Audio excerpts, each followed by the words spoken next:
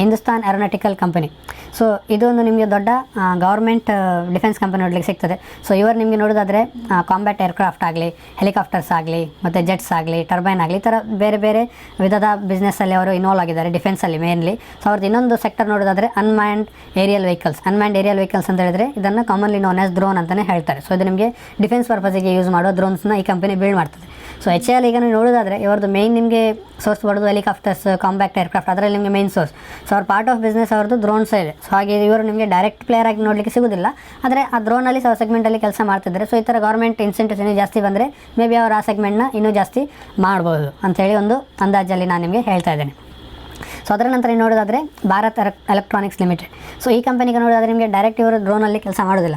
So ಇವರು ನಿಮಗೆ ಬೇರೆ ಬೇರೆ ಟೈಪ್ ಇದ್ದು ಪ್ರಾಡಕ್ಟ್ಸ್ ಕೊಡ್ತಾರೆ, ಅದನ್ನು ನಿಮಗೆ ಡ್ರೋನಲ್ಲಿ ಯೂಸ್ ಆಗ್ತದೆ. ಅಂದರೆ ಹೇಳೋದಾದ್ರೆ ರೆಡಾರ್ ಸಿಸ್ಟಮ್ ಕೊಡ್ತಾರೆ, ಹಾಗೆ ನಿಮಗೆ ಎಲೆಕ್ಟ್ರಾನಿಕ್ಸ್ ಸಿಸ್ಟಮ್ ಕೊಡ್ತಾರೆ. ಸೊ ಇದನ್ನೆಲ್ಲ ನಿಮಗೆ ಡ್ರೋನಲ್ಲಿ ಯೂಸ್ ಮಾಡ್ಬೋದು. ಹಾಗೆ ನಾನು ಹೇಳಿದಾಗೆ ಕಾಂಪೋನೆಂಟ್ಸ್ ಆಗಿ ಅವರು ಸಪ್ಲೈ ಮಾಡ್ತಾರೆ. ಸೊ ಇವರಿಗೆ ಒಂದು ಟೈಪ್ ಇದ್ದು ಬೆನಿಫಿಟ್ಸ್ ಈ ಥರ ಸ್ಕೀಮ್ ಬಂದರೆ ನಿಮಗೆ ನೋಡಲಿಕ್ಕೆ ಸಿಗ್ಬೋದು.